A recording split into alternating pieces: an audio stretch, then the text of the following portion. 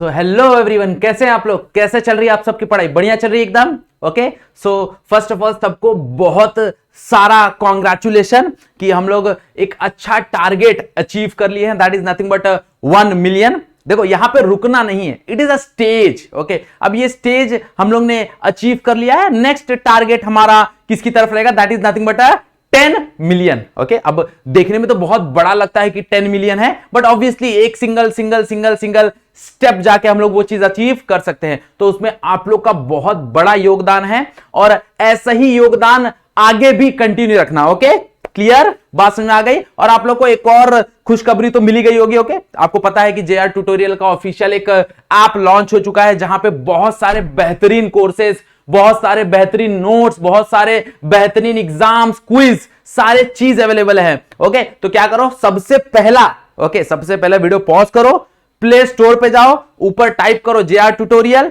Okay, एक पहला app आएगा जहां पे राहुल सर का, तुमको पता है जो लोगो है यूट्यूब पे, वही सेम लोगो वहां पे है। वो ऐप डाउनलोड करो, उसको लॉग इन करो, रजिस्टर करो।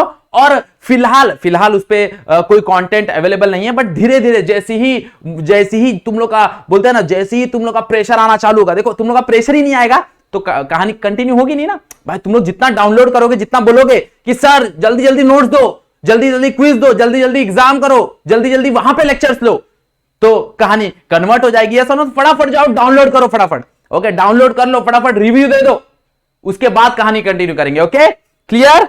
सो hello everyone, my name is Sanjeev Pandey और स्वागत है आपका अपने प्यारे से चैनल में, खूबसूरत से चैनल में, जेआर ट्यूटोरियल में। ओके, सो जैसा कि आपको पता है, हम लोग ने स्टार्ट किया था electric current through conductor.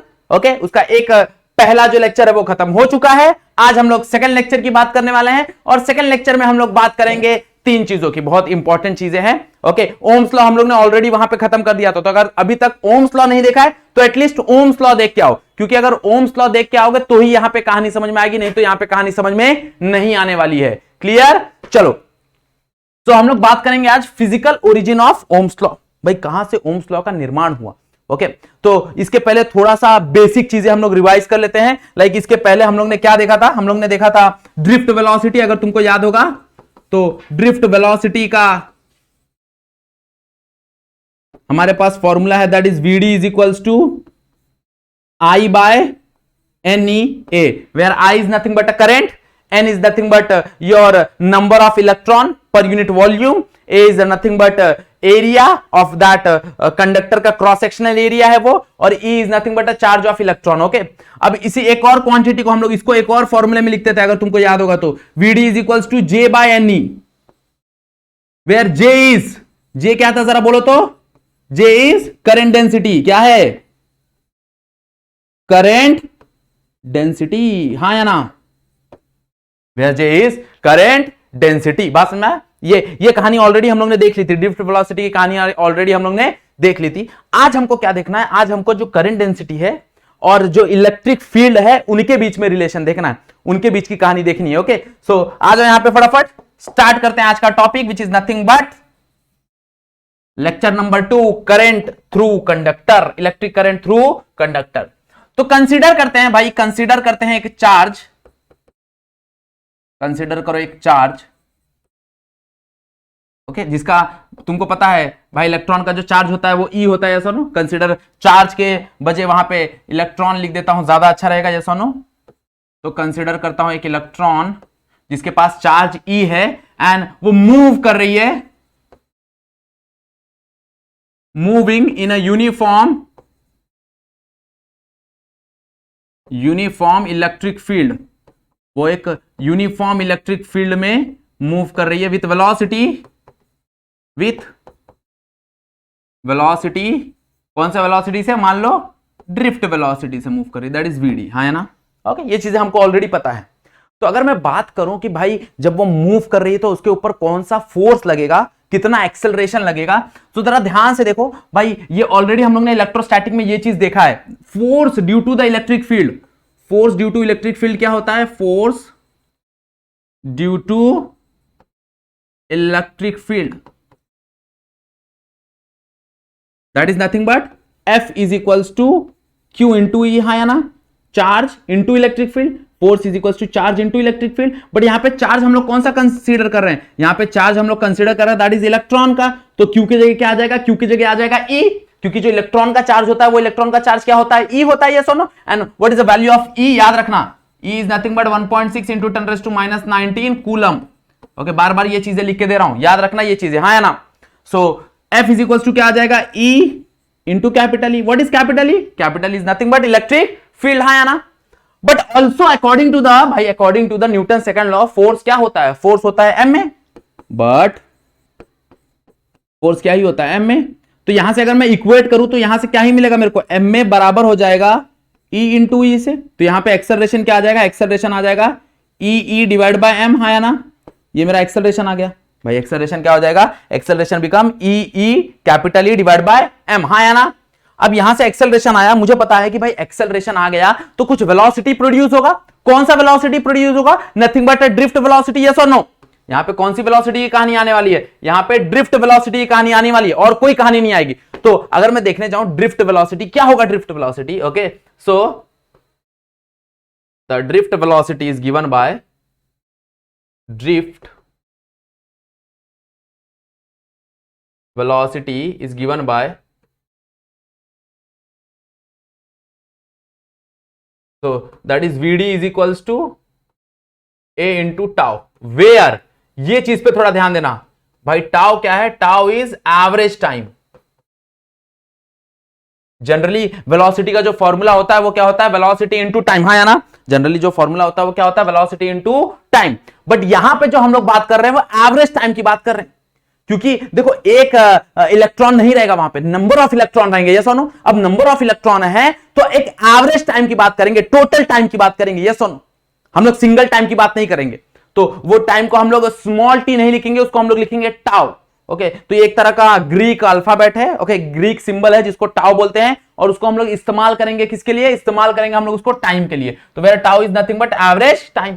But यहां पे ऑलरेडी हम लोग ने ए निकाला हुआ है, देखो जरा ए क्या है, a is equal to e by m, ये ई को यहां पे पुट कर दो, तो देयरफॉर क्या मिलेगा, वीडी की कहानी क्या मिलेगी, वीडी इज इक्वल्स टू ये जो ए निकाला तुमने, एक्सेलरेशन निकाला, वो यहां पे पुट कर दो, तो क्या आ जाएगा, E capital E by M, हाँ या ना, इनटू टाउ, बराबर।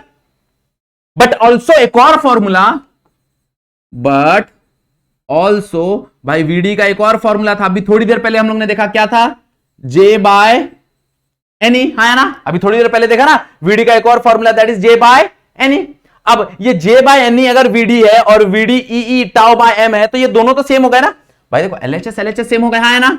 अगर एलएचएस सेम हो गए तो आरएचएस भी मेरे ख्याल से सेम ही हो जाएंगे ना। तो यहां पे मान लो इसको इक्वेशन नंबर 1 दे दो, यहां पे मान लो इसको इक्वेशन नंबर 2 दे दो, तो दोनों को अगर मैं इक्वेट करूंगा तो क्या मिलेगा, दोनों को इक्वेट करके मेरे को मिलेगा E capital E tau by M is equals to J by N E, हाँ है ना। यहां पे चाहिए तो लिख दो फ्रॉम 1 and 2, बराबर। आ गया समझ में सबको, पक्का। दोनों को कुछ नहीं किया भाई, दोनों देखो यहां पे भी बीडी, यहां पे भी बीडी, एलएचएस सेम तो आरएचएस भी क्या हो जाएगा, सेम हो जाएगा, हाँ है ना, पक्का, बहुत बढ़िया। अब देखो ई निकालना है तो बाकी सबको उधर भेज दो, तो क्या मिलेगा, ई इज इक्वल्स टू ये सब उधर, तो जे एम ऊपर चला जाएगा, ई नीचे आएगा, ऑलरेडी ई है तो e square n as it is tau. अब याद रखना, कंफ्यूज मत होना, ये जे है, जे इज करंट डेंसिटी, ये टाउ है, tau is nothing but average time, denominator में वो एवरेज टाइम है, वो टाउ है, और जे क्या है, जे है करंट डेंसिटी। क्लियर बात समझ में आ रही है। तो यहां पे मैं लिख सकता हूं ई बराबर हो जाएगा, दैट इज थोड़ा सा रीअरेंज करके, M by N E square tau into J, and this is the relation between electric field and current density. Okay, अब इसमें देखो m जो है मास ऑफ इलेक्ट्रॉन कांस्टेंट होता है, एंड नंबर ऑफ जो ये रहेगा क्या बोलते हैं इलेक्ट्रॉन पर यूनिट वॉल्यूम, वो भी कांस्टेंट रहेगा। भाई मान लो कि अगर ये पेन है, इसके अंदर 100 इलेक्ट्रॉन है, अब इसके अंदर से अगर मैं करंट फ्लो कराऊंगा तो 100 इलेक्ट्रॉन तो मेंटेन रहेंगे, यस और नो। ऐसा तो नहीं है इलेक्ट्रॉन गायब होकर कहीं भाग जाएंगे, ना ना ना। E charge of electron which is also constant, yes और नो। टाउ एवरेज टाइम, वो भी कांस्टेंट रहेगा। तो जब ये सारा का सारा कांस्टेंट है तो इसका मतलब कहानी क्या बनेगी, कहानी ये बनेगी कि भाई मेरा जो रेजिस्टिविटी, ये पूरी की पूरी रेजिस्टिविटी की कहानी है, रेजिस्टिविटी क्या होता है इसके बाद वाले लेक्चर में, या फिर हो सके तो यही लेक्चर में पता चल जाएगा तुमको। तो ये जो पार्ट है ये तुमको बताता है कि रेजिस्टिविटी क्या होती है। रेजिस्टिविटी कभी इलेक्ट्रिक फील्ड पे डिपेंड नहीं होती, वो एक कांस्टेंट वैल्यू है। क्या होता है रेजिस्टिविटी पता चल जाएगा थोड़ी देर में, ओके टेंशन मत लो, या फिर ये वीडियो में या फिर नेक्स्ट वीडियो में पता चल जाएगा। दैट इज रेजिस्टेंस, वो एक मटेरियल प्रॉपर्टी है। मतलब मान लो ये एक गोल्ड है तो गोल्ड की रेजिस्टिविटी फिक्स रहेगी, डजंट मैटर मैं उसको कहां से काट दूं, डजंट मैटर उसको मैं पिघला दूं, उसकी रेजिस्टिविटी वो एक मटेरियल की प्रॉपर्टी, तो रेजिस्टिविटी में कोई भी चेंजेस नहीं आएगा। क्लियर, बात समझ में आ गई एवरीवन? समझ में आया electric field, the relation between electric field and current density, the relation between electric field and the current density, one of the important derivation है इस चैप्टर का। यस और नो? ओके चलो फटाक से स्क्रीनशॉट ले लो। तुम लोग बोलते हो ना सर स्क्रीनशॉट के लिए टाइम नहीं मिलता।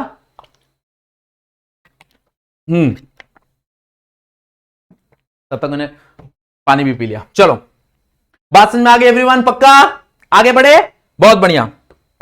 चलो नेक्स्ट कहानी है electrical energy and electrical power की कहानी है। इलेक्ट्रिकल एनर्जी क्या होता है, इलेक्ट्रिकल पावर क्या होता है। ओके तो लोग डिस्कस करते हैं क्या होता है पावर। ओके बेहतरीन तरीके से डिस्कस करते हैं पावर क्या होता है। तो पावर का बेसिक डेफिनेशन सबको पता होगा मेरे ख्याल से। बेसिक डेफिनेशन क्या होता है पावर का? भाई पावर क्या ही है? Work done. ओके पावर क्या ही है? पावर है work done per unit time. भाई पावर क्या ही है? Work done per unit time. अब वर्क क्या होगा जरा सोचो। अगर मान लो यहां से एक चार्ज निकल रहा है, भाई यहां पे बैटरी लगा हुआ है, यहां पे रेजिस्टेंस लगा हुआ है, यहां से चार्ज निकल रहा है।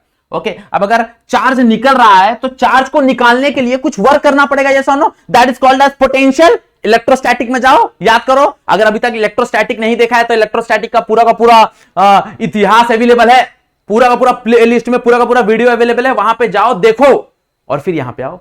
ओके देखो एक चीज समझा देता हूं। हम लोग बोलते हैं ना फिजिक्स हार्ड जाता है, फिजिक्स हार्ड जाता है, सर फिजिक्स समझ में नहीं आता है। कारण क्या है मालूम है क्या? कारण यह है कि हम डायरेक्टली जंप कर लेते हैं। फिजिक्स में ना सारे चैप्टर जो है ना वो कहीं ना कहीं इंटर रिलेटेड है। तो अगर हम बीच में कोई एक चैप्टर या एक टॉपिक मिस कर देते हैं ना तो कहानी फिर कंफ्यूजन हो जाती है। भाई जो कहानी है ना वो कहानी समझ में नहीं आती, फिर वो बाउंस हो जाती है। ओके यहां टप्पा खाएगी, टप्पा खाने के बाद सीधा ऊपर निकल जाएगी, यहां पे कुछ नहीं टकराएगा। तो अगर तुम चाहते हो कि यहां पे कुछ टकराए तो हमेशा क्या किया करो, हमेशा जो टॉपिक पढ़ने वाले हो उसके पहले नीचे के टॉपिक रिवाइज कर लिया करो। तो ये इलेक्ट्रोस्टैटिक की कहानी है, तो वहां पे जाओ, वहां पे देखो फटाक से। तो हमको पता है भाई जो पोटेंशियल होता है वो पोटेंशियल क्या ही होता है। तो अगर हम लोग यहां पे बात करें कि वर्क डन, अगर मेरे को अगर देखना रहे एक चार्ज को घुमाने के लिए कितना वर्क लगता है, तो वर्क टू मूव चार्ज कितना ही लगता है, that is W is equals to V into Q. Yes और नो? या फिर मैं ऐसे बोल सकता हूं V is equals to W by Q. याद है पोटेंशियल का डेफिनेशन है work done by charge. Potential का डेफिनेशन क्या है? Work done by charge. तो मैं बोल सकता हूं W is equals to V Q. हाँ या ना? मैं बोल सकता हूं कि नहीं बोल सकता हूं? बोल सकता हूं।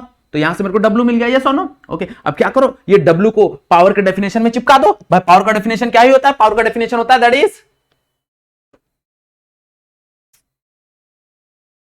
Is power is equals to work done by time. हाँ या ना? What is work? वर्क क्या है देखो जरा, वी क्यू बाय टी, है ना? बट यहां पे ध्यान से देखो क्यू बाय टी क्या होता है। भाई क्यू बाय टी तुम्हारा फर्स्ट लेक्चर, अभी तुम लोग लेक्चर देखोगे, याद रखना पहला लेक्चर ऑलरेडी तुम लोग ने देख लिया, ऐसा मैं एज्यूम कर रहा हूं। तो वहां पे जाना, करंट का डेफिनेशन देखना। करंट का डेफिनेशन क्या ही होता है? करंट का डेफिनेशन होता है I is equals to q by t. हाँ या ना? करंट का डेफिनेशन क्या होता है? I is equals to q by t. मतलब यहां पे जो क्यू बाय टी दिख रहा है वहां पे सब्स्टिट्यूट कर दो आई, तो कहानी क्या मिलेगा देखो जरा, P is equals to v I. हाँ या ना? कहानी क्या मिलेगा? P is equals to v I. बात समझ में आ रही कि नहीं समझ में आ रही एवरीवन? पक्का? हाँ या ना? बहुत बढ़िया। तो power is equals to v into I, power is equals to v into I. कहानी हटा दो। ओके ये आ गया मेरे को पावर। अब पावर के बहुत अलग अलग फॉर्मूलाज हैं, मतलब with the help of Ohm's law हम लोग अलग अलग फॉर्मूला पुट कर सकते हैं। अगर मैं बात करूं बाय ओम्स लॉ, तो क्या हो जाएगा ओम्स लॉ? देखो ओम्स लॉ क्या होता है? V is equals to I R. हाँ है ना? तो क्या करो, ये जो V दिख रहा है ये V की जगह ये आई आर पुट कर दो। तो जैसे ही तुम लोग आई आर पुट करोगे पावर क्या मिलेगा? पावर तुमको मिलेगा that is I square R. हाँ है ना? तो यहां पे एक और पावर का फॉर्मूला आ गया। अब क्या करो, अगेन एक और फॉर्मूला निकालना है सर, हमको एक और फॉर्मूला चाहिए। ले लो एक और फॉर्मूला। मेरा क्या जाता है, यहां से हमको आई क्या मिलेगा? आई मिलेगा V बाय आर। हाँ या ना? ऑल्सो मैं लिख सकता हूं ऑल्सो क्या करो यहाँ पे देखो सामने ही, यहाँ पे तुम लोग यही फॉर्मूले से ओम्स लॉ से ही निकाला, ये कहीं अलग से नहीं आया, ये ओम्स लॉ से निकाला है भाई। ये आर को नीचे भेज दो तो आई इज इक्वल टू क्या मिलेगा, वी बाय आर। अब यहां पे यही फॉर्मूले में आई की जगह पुट कर दो, तो आई की जगह तुम लोग पुट करोगे तो क्या मिलेगा, देखो आई की जगह वी बाय आर पुट करोगे तो वी क्या बन जाएगा, वी स्क्वायर, तो ये हो जाएगा वी स्क्वायर बाय आर। ये तुम्हारा आ गया पावर। क्लियर बात समझ आया, तो power is equal to v square by r आ जाएगा, हाँ या ना, बात समझ आया एवरीवन, पक्का। This is nothing but a power, ये है पावर। अब इलेक्ट्रिकल एनर्जी की बात करें कि भाई क्या होता है इलेक्ट्रिकल एनर्जी, तो थोड़ा सा इसको रीअरेंज कर लेते हैं।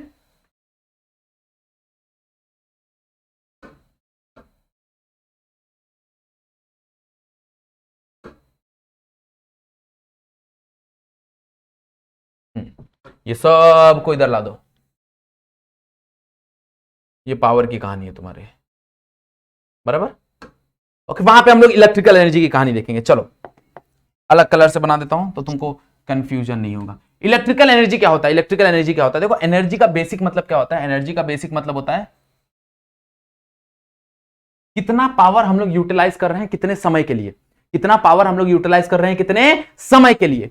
तो इसका मतलब क्या हो जाएगा, इलेक्ट्रिकल एनर्जी क्या हो जाएगा, इलेक्ट्रिकल एनर्जी हो जाएगा मेरा इलेक्ट्रिकल पावर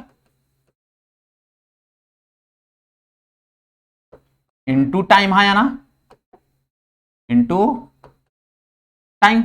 इलेक्ट्रिकल एनर्जी क्या हो जाएगा, इलेक्ट्रिकल पावर इंटू टाइम। तो अगर मैं देखने जाऊं तो पावर क्या ही है भाई, पावर है तुम्हारा वी आई इंटू क्या हो जाएगा, इंटू समय, तो वी आई टी बोल सकता हूं उसको मैं, ये हो जाएगा V I T, nothing but electrical energy, यही मेरा इलेक्ट्रिकल एनर्जी है।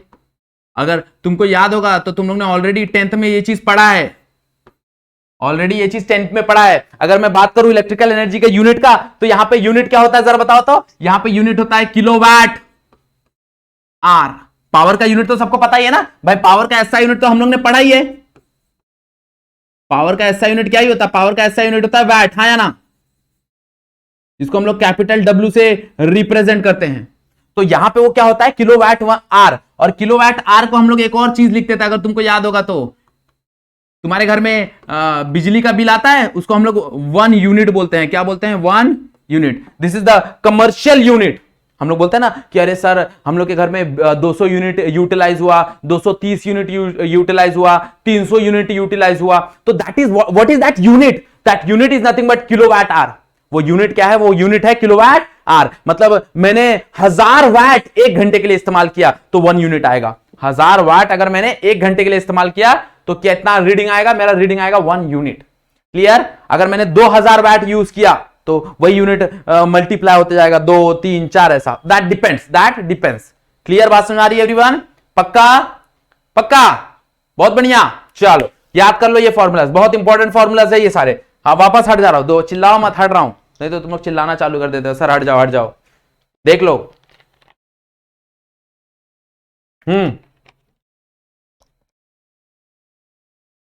हो गई कहानी सबको, पक्का। चलो नेक्स्ट टॉपिक इज रजिस्टर, बहुत बेहतरीन टॉपिक है।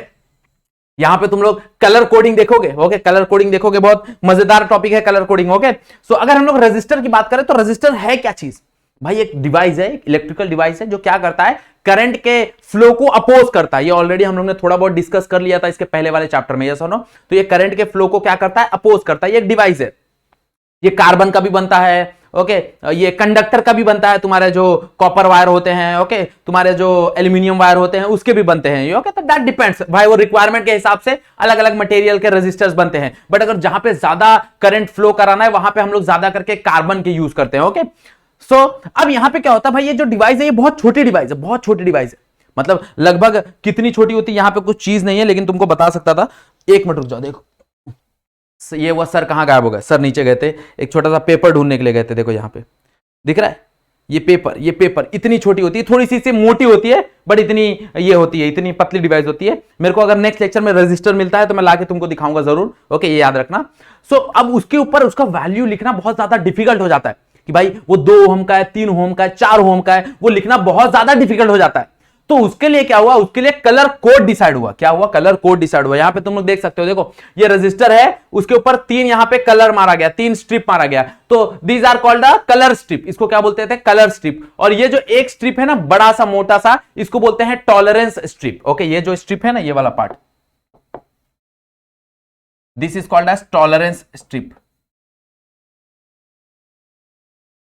टॉलरेंस का स्पेलिंग देख लेना तुम लोग, नहीं तो तुम लोग बोलोगे सर गलत लिख दिया, वो तुम लोग के ऊपर। टॉलरेंस का स्पेलिंग तुम लोग के इस पे, टॉलरेंस का ऐसे स्पेलिंग क्या होता है यार, नहीं आ रहा। ओके चलो, तुम लोग को पता है, मैंने तुमको ऑलरेडी बता के रखा है भाई, मेरा स्पेलिंग बहुत खतरनाक है, मैं भूल गया तो भूल गया, स्पेलिंग भूल जाता हूं कभी कभी, मैं देयर का स्पेलिंग भी भूल जाता हूं कभी कभी। ओके, तो देख लेना, टॉलरेंस का स्पेलिंग गलत है, मुझे पता है गलत है, बट सही क्या है वो नहीं पता, वो क्लिक नहीं हो रहा है। ओके, यहां पे देखो, यहां पे अगर हम लोग देखेंगे, so these are called as colour band, इसको बोलते हैं कलर बैंड और कलर स्ट्रिप।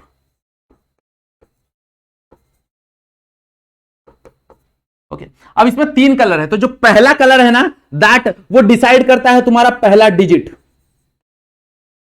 डिजिट 1। जो दूसरा कलर है ना, वो डिसाइड करेगा तुम्हारा सेकंड डिजिट, डिजिट 2। और जो थर्ड कलर है ना, वो डिसाइड करता है तुम्हारा मल्टीप्लायर, मतलब वो रेशो, कि भाई वो 10 टू द रेशो क्या है, ये डिसाइड करता है वो। ओके, तो पहला कलर तुम्हारा ये डिसाइड करेगा, सेकंड कलर तुम्हारा ये डिसाइड करेगा, थर्ड कलर ये डिसाइड करता है। और ये जो मोटा वाला स्ट्रिप है ना, ये तुम्हारा टॉलरेंस डिसाइड करता है कि भाई ये प्लस माइनस कितना टॉलरेंस है, 5% है, 10% है, 20% है, दैट डिपेंड्स। क्लियर बात समझ में आ रही है? तो इसको अगर हम लोग एग्जांपल के थ्रू समझेंगे तो ज्यादा समझ में आएगा। तो सबसे पहले कलर कोडिंग का चार्ट देख लेते हैं। अब कलर कोडिंग के चार्ट को कैसे याद रखना है, देखो बहुत बेहतरीन तरीका है उसको याद रखने का। कैसे याद रखना है, तो starting with B, Roy, very, okay, Great Britain, very good wife. Okay, इसको ऐसे याद रखना है, B B Roy who lives in a Great Britain has very good wife, yes or no?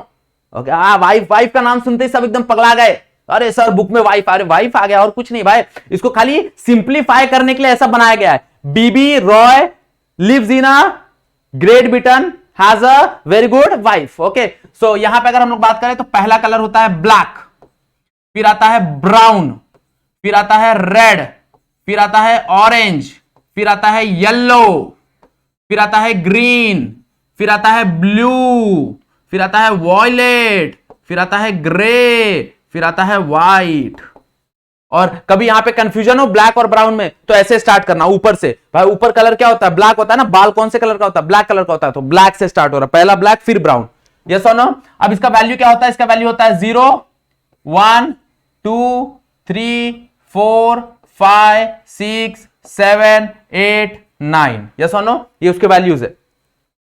ये तो 3 हो गए मेरे कलर कोड। अब 3 होते हैं हमारे पास क्या, that is called tolerance colour, मैंने तुमको बताया, यस और नो। तो यहां पे 3 टॉलरेंस कलर होगा, उसको अलग कलर से लिख देता हूं तो तुमको समझ में आएगा। That is first is gold, silver और नो कलर, मतलब वहां पे कोई कलर दिखेगा ही नहीं। अगर गोल्ड रहा तो प्लस माइनस 5%, अगर सिल्वर रहा तो प्लस माइनस 10%, अगर नो कलर रहा तो plus minus 20%, plus minus 20%। Clear बात समझ आया? तो ये 3 टॉलरेंस कलर होते हैं। क्या होते हैं? 3 टॉलरेंस कलर होते हैं। अब देखो यही एग्जांपल से समझने की कोशिश करते हैं। यही एग्जांपल मैंने यहां पे ऑलरेडी ड्रॉ करके रखा है। देखो जो पहला कलर क्या है, पहला कलर है येलो, तो येलो के लिए देखो डिजिट, पहला डिजिट क्या है 4, तो यहां पे मेरे को पहला डिजिट मिल जाएगा 4, यस और नो।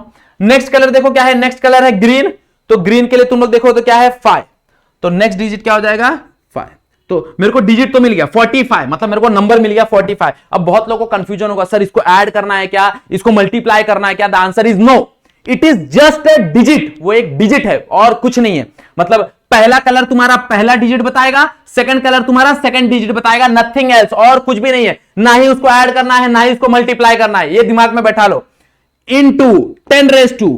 अब देखो थर्ड वाला कलर क्या है रेड, तो रेड का क्या है 2, तो जो थर्ड कलर है वो 10 का पावर बताता है, वो मल्टीप्लायर बताता है, तो यहां पे आ जाएगा 2, तो इंटू 10⁻²।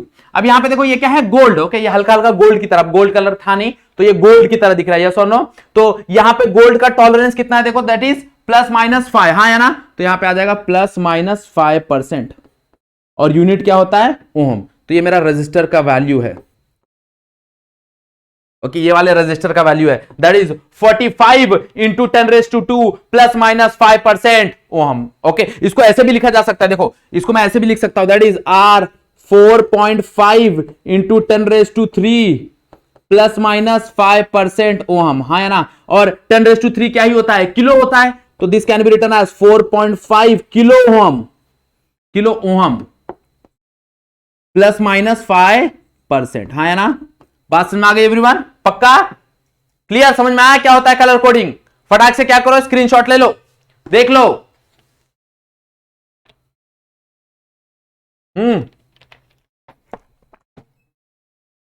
समझ में आया? कैसे याद रखना, समझ में आया? B B Roy, Great Britain, very good wife, gold silver no colour, क्या है? Gold silver no colour. हाँ है ना, करोगे होमवर्क दो एक, पक्का पक्का करोगे? चलो बहुत बढ़िया। चलो होमवर्क ले लो एक,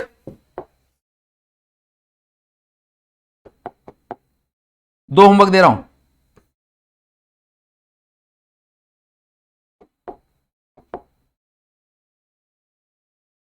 तो ये बीच वाला स्ट्रिप है,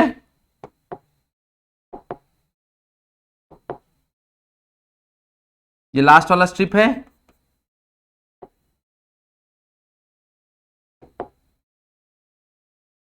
और ये पहला वाला स्ट्रिप है। अगर नहीं समझा तो लिख भी देता हूं, ये ब्राउन कलर है,